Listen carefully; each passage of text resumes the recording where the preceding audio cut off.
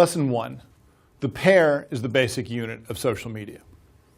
When we think about software, it's easy to think about users. How many users does WPS Office have? How many users does C-Trip have? And when you're thinking about users, you're thinking about individuals. Here's you, for example. So let's imagine that you have a camera on your phone, but you're the only person in the world who does. You have the only camera phone in existence. Is that camera useful to you? Sure. You can still take pictures with it, you can save the pictures, you can do things with the pictures. Nobody else can use a camera phone, but that doesn't stop you from using it. Most early software was like that. Each individual user was what mattered. Now imagine you have a phone that has the only copy of WeChat on it. You are the only WeChat user in the entire world.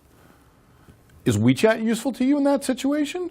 No. What would anyone do with only one copy of WeChat? You could send yourself a red envelope, but there wouldn't be much else you could do with it.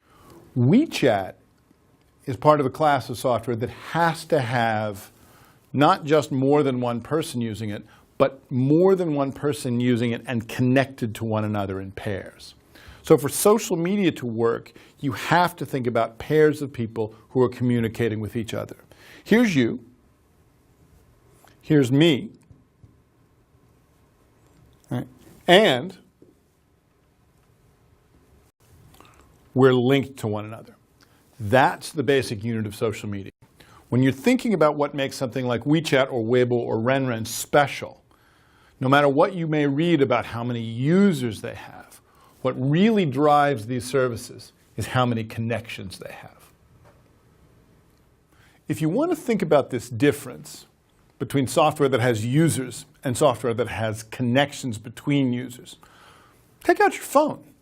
You can go down every application and say, does this have users or does it have pairs of users?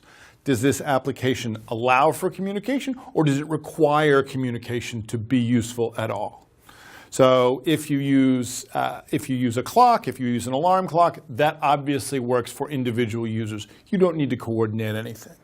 If you've got YouKu on your phone, if you've got Renren on your phone, obviously that requires pairs of users who are communicating with one another. And once you see that difference, it's very easy to go down all of your applications and sort them into personal versus social based on this one difference between them.